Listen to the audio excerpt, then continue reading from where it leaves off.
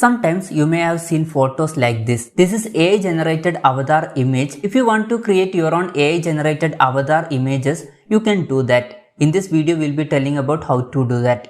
For this, you need to install an application. App name is Prequel. App link is given in the description. After installing the application, open this app. When you open this app, you can see an interface like this. Down here, you can see one plus button. Click on this plus button. When you click on that plus button, you can see all photos in your gallery. Select the photo of which you want to create AI avatar image. For example, I am selecting this image.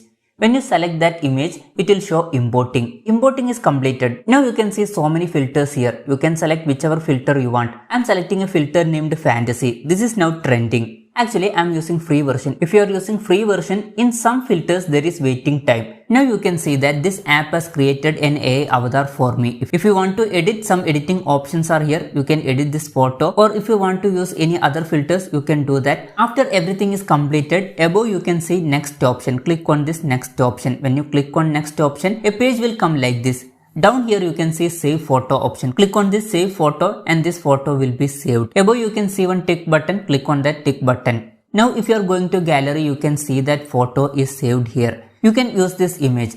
But one problem is that watermark of that application is there here. If you want to remove it officially, you should take premium subscription. Or if you don't want to take premium subscription, what you can do is click on this photo. In gallery you can see edit option. Click on edit option. In edit you can see crop option. You can crop that photo in a manner which that watermark is not there in this photo. After that you can save this photo. Now you can see that watermark is not there in this photo. You can use this photo in your social media platforms, or you can set it as profile picture, or you can send to others. This way within seconds you can create your own AI generated avatar. Hope this video was helpful for you. If you find it helpful, consider subscribing. See you in the next video.